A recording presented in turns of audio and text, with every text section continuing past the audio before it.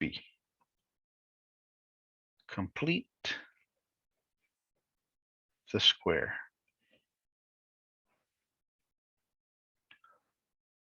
What's going to happen here is we're going to take a standard form quadratic equation and transform it into, this is standard form, this is called the vertex form.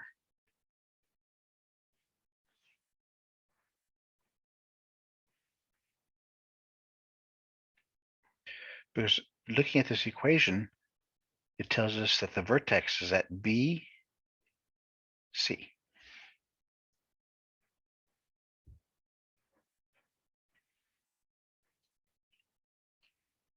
Now, why do we learn these other methods? For this example.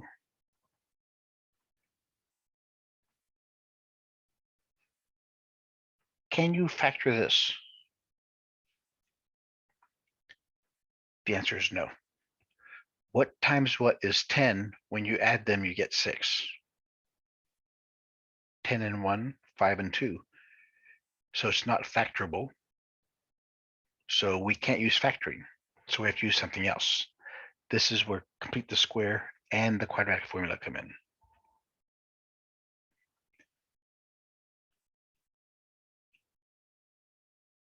Here are the steps. First step. Move the C term. The C term is, remember, this is ax squared bx plus c. So we have to move the constant term to the other side. We want x's on one side and non-x's on the other side.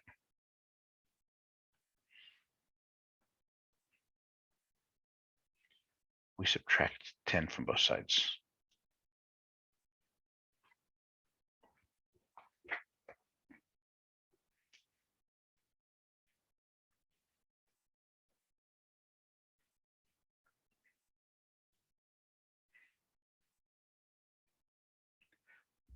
We have to make sure that our leading coefficient is 1.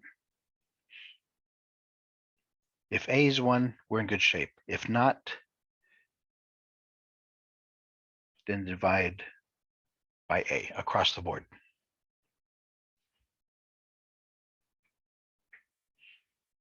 So the third step is add b over 2 squared to both sides.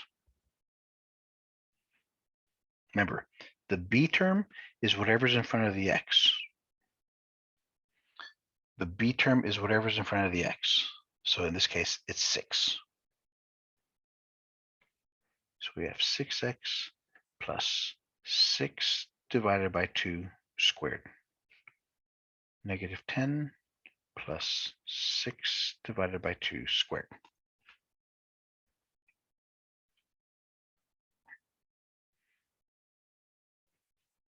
Step 4. On the left side, only do what is inside the parentheses. In other words, don't square it.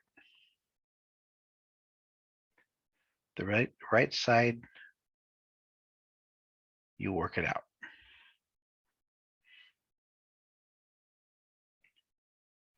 So here it's 6 divided by 2 is 3 squared. And this right-hand side, since there's no x's, work it all the way out. So it's minus 10. 6 divided by 2 is 3 squared is 9. So it's negative 1. Negative 10 plus 9 is negative 1.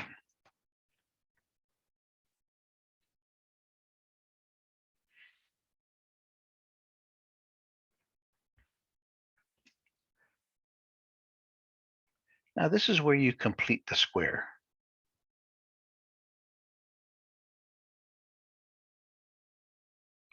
Well, you actually did it when you added the b over 2 per squared, but on the left side,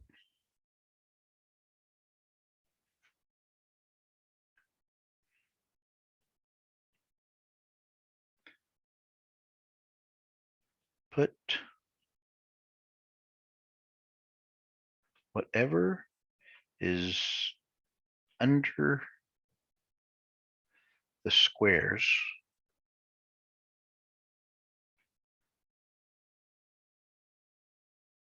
and the first sign into the parenthesis. So whatever's under the squares and the first sign in that order.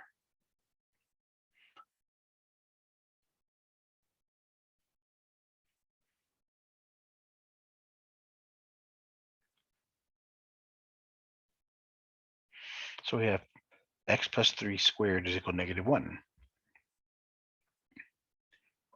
At this point, this is where we can go one of two directions.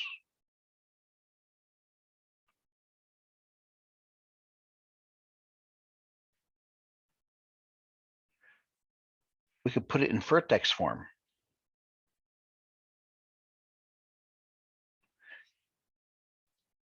In other words, it has to be equal to 0. So we add 1 to both sides.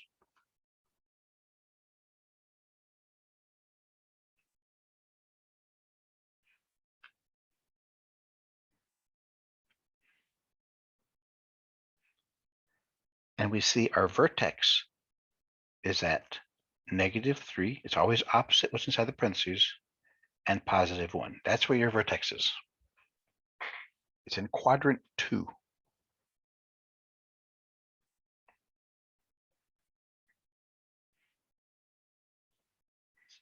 Or we can solve it.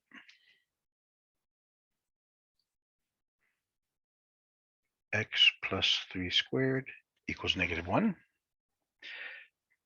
We're trying to get the x, so we have to get rid of the square, so we have to square root both sides.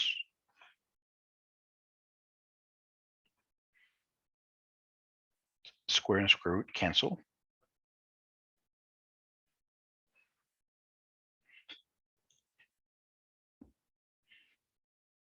What am I leaving out on the right-hand side? What am I missing?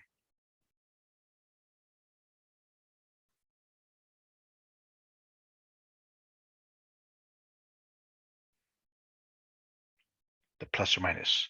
Whenever you square root something squared, you have to put a plus or minus in front of the answer. The square root of -1 is I.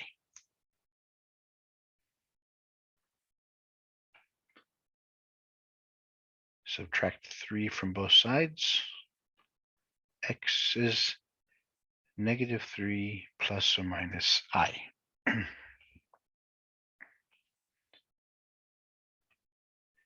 -3 plus I, -3 minus I. Those are your two answers.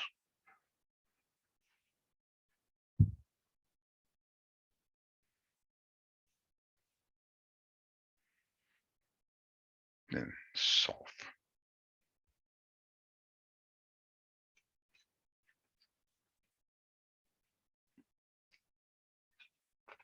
Let's do another one.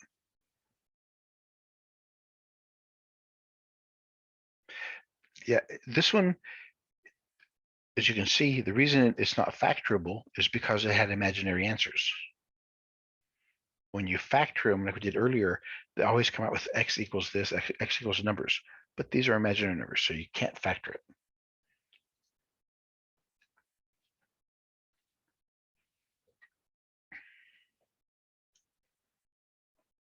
X squared plus 12x plus 11 equals 0.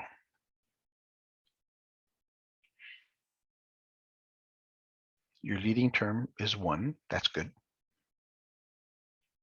It's in factored form, standard form. That's good. It's in ax squared plus bx plus c equals 0. So what we have to do next is add, no, we have to move C first.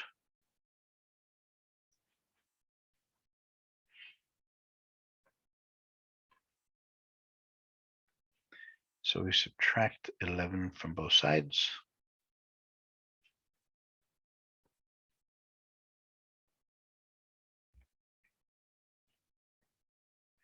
Since you have all the x's on one side, non-x's the other,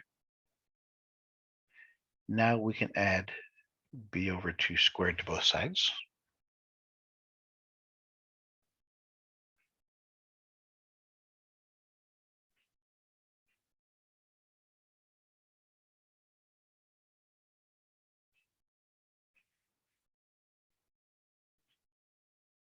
So it's negative 11 plus 12 over 2 squared.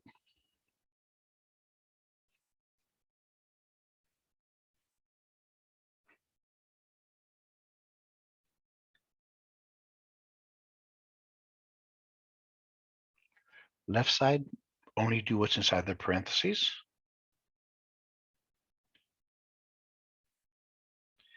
Twelve divided by 2 is 6 squared.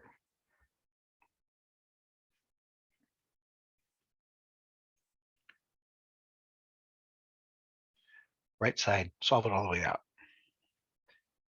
Negative 11, 6 divided by 12 divided by 2 is 6 squared. So it's negative 11 plus 36. So 36 minus 11 is 25.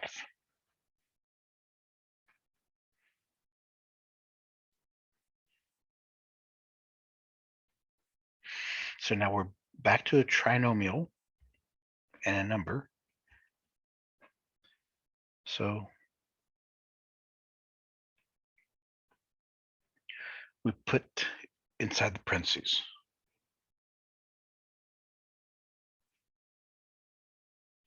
In other words, we're getting rid of the squares here and we'll put them at there. So the x goes first. The first sign is a plus, and the last number is a 6.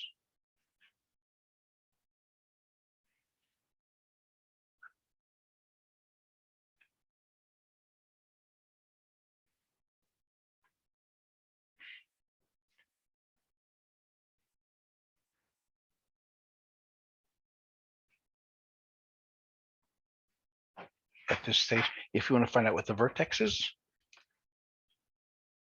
then move it all over to one side. So we subtract 25 from both sides.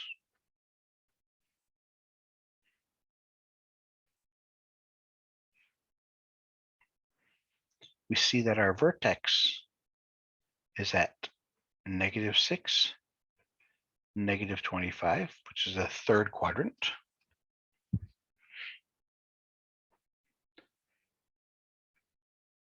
And we know it opens up because the leading coefficient was positive.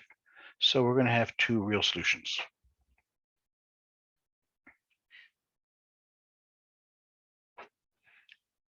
That's what we do to the other side.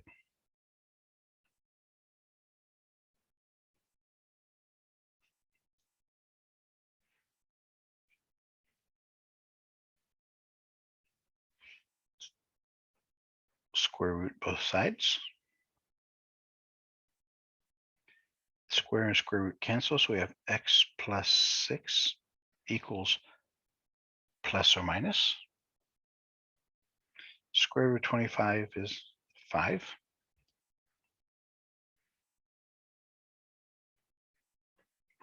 And subtract 6. So x equals negative 6 plus or minus 5.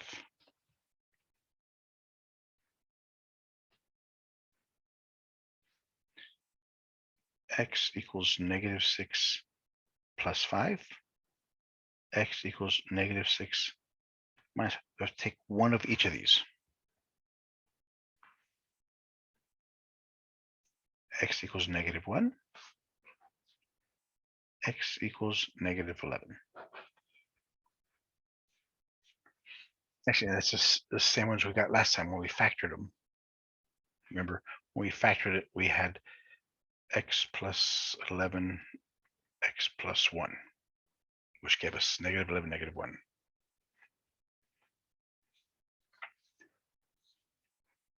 All right, so far, it's the middle term that makes it. But so far, our first two examples, our middle terms were even numbers.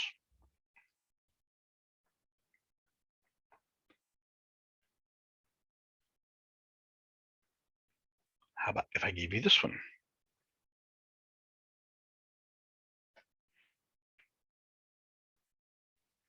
If I gave you this one, remember, it has to be in standard form first.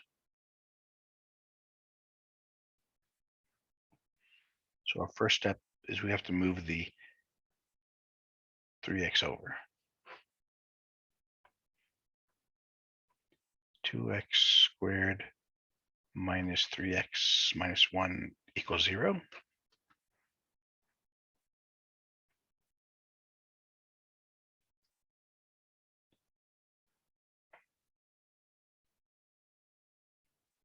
A is not equal to 1, so we divide by A.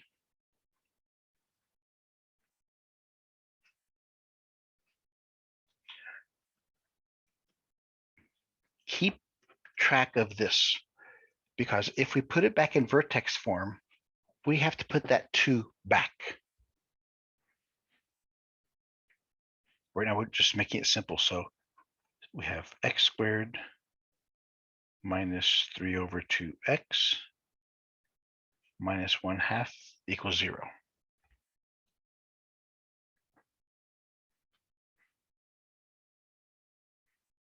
Move the c.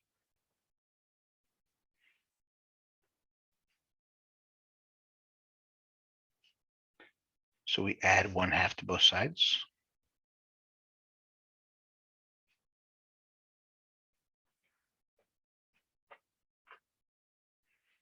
We have x's on one side, non-x on the other. Now we have to add b over 2 squared.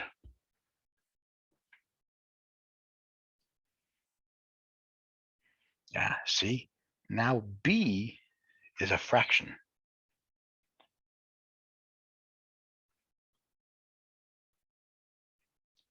So we have to have b is 3 over 2 over 2, b over 2 squared, 1/2 plus 3 over 2 over 2 squared.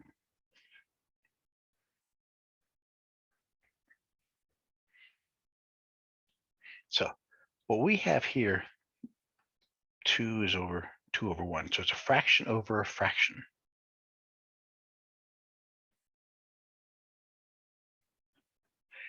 A over b divided by c over d, a fraction over a fraction. Take the top fraction, leave it alone. Multiply it by the flip of the bottom.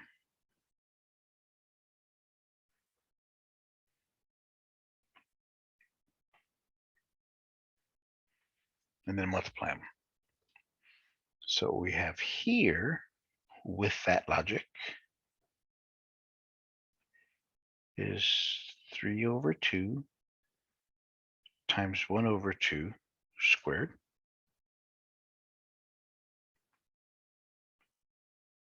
Three over 2 times 1 over 2 squared.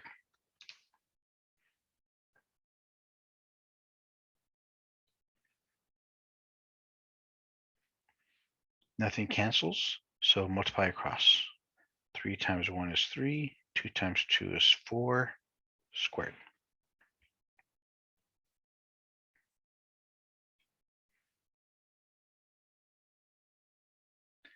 Same thing, 3 over 4 squared.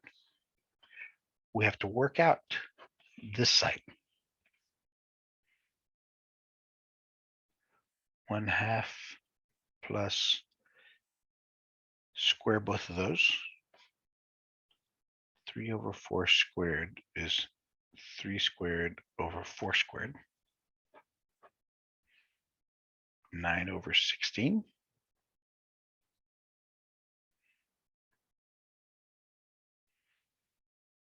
get a common denominator. It's going to be 16. So multiply these by 8. 8 plus 9 over 16 is 17 over 16.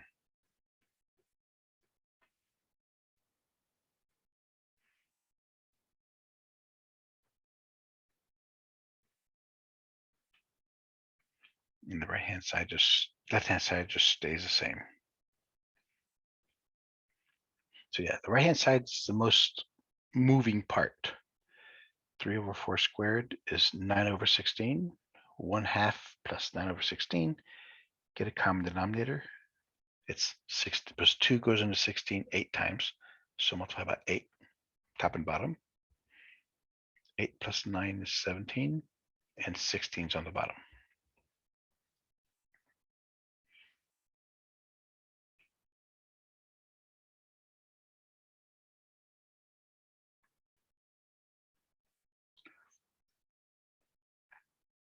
Now we complete the square. So we have the first term, which is x. First sign is minus. Second sign is 3 over 4.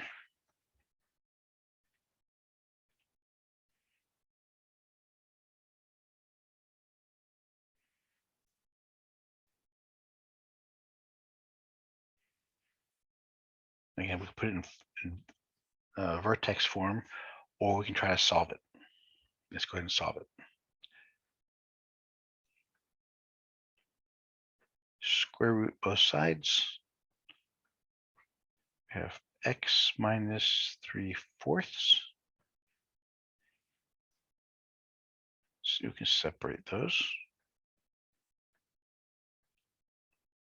Square root of 17, square root of 16 is 4. So we have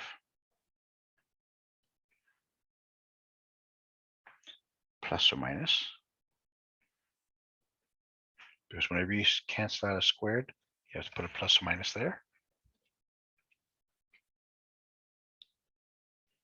Next step is we have to add 3/4 to both sides.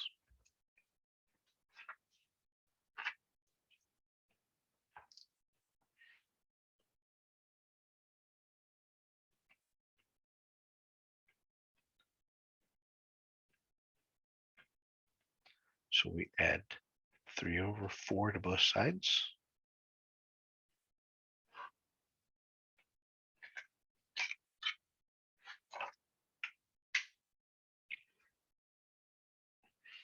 Those cancel, so we have x equals 3 over 4 plus or minus square root of 17 over 4.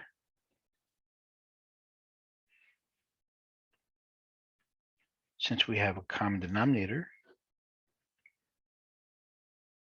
we just worry about the top. It's 3 plus or minus square root of 17. So our answers are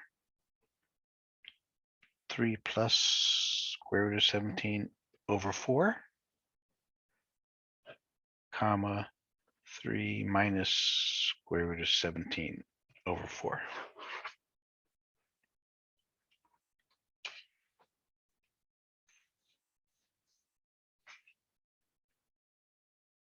So you see, whenever the b term is odd or a fraction, that adds a lot more steps to it. What we're going to do next time is we're going to look at the third method.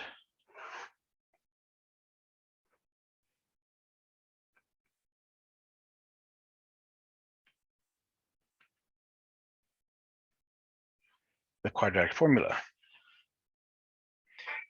If you watch the videos that I sent out last week, I'll show you how I go from complete the square to get the quadratic formula itself. It takes about 5 minutes to show it, so I'll wait till next time to show it to y'all. Or if you want to see it sooner, you can do that. All right, so that's it for today. We only have one more part left of section 2, then we start section 3s, 4, and 5.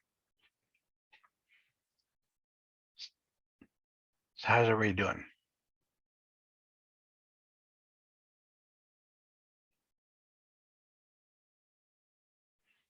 Anybody out there?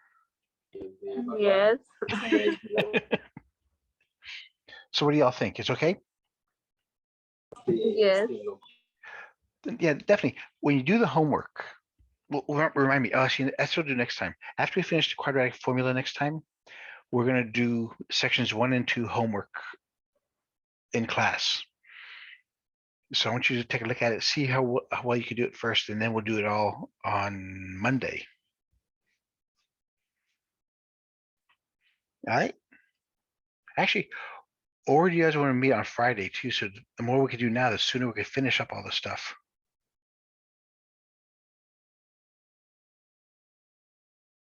Whichever makes Yeah, because I'm thinking that if we meet Monday, Wednesday, Friday, if we do it online, then we can we can finish a lot of stuff and finish a semester earlier.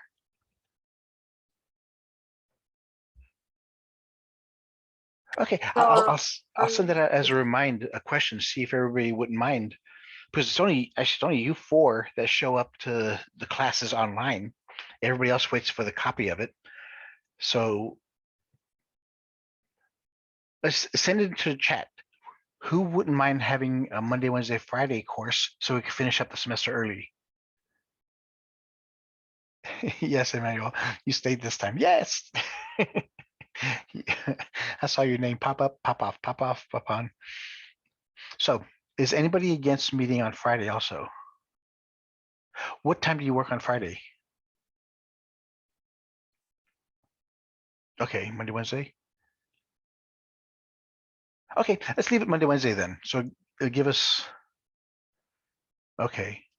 Because actually, if you guys want to meet a little bit earlier, we can do that too, instead of 11:30. I don't know what other classes you have going on, but if you guys want to meet earlier, we can do that.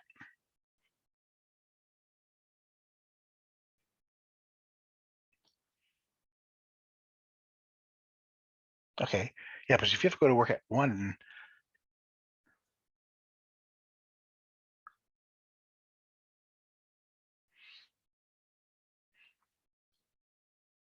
okay, then would 9:30 be too early for anybody?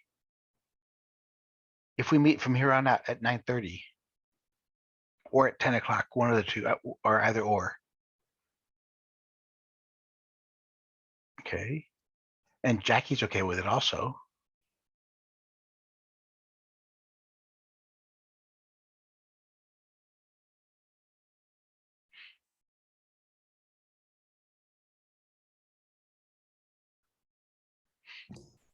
So, all right, so yeah, go ahead. So would like, okay, so if we do start doing 9:30, would it be like every Monday, Wednesday, and Friday, or just on Fridays? Would that work for you if we did all 3 days? It could work, but it also depends on everybody else. Just on Fridays, I usually go in at 11, so. Yeah, but I mean, I haven't heard anybody saying no. It works for Emmanuel. It works for you. Anybody else? So on Friday we can meet too. Yeah, as I'm saying, is if we meet on Friday, then we can meet at 9:30 and just pretty much Monday, Wednesday, Friday, because we have another full week of online classes, but we're supposed to go back November 1st, which I thought was ridiculous. If we go back November 1st, that means we only have 3 weeks before Thanksgiving and then 1 week afterwards. So that's ridiculous. Why don't we just keep on doing it this way? If anybody has any objections. I have to be at school. Yeah, think about it. I mean, the semester's already there. And this is almost exactly like being in class. You see the stuff I'm writing. If you have any questions, you can ask.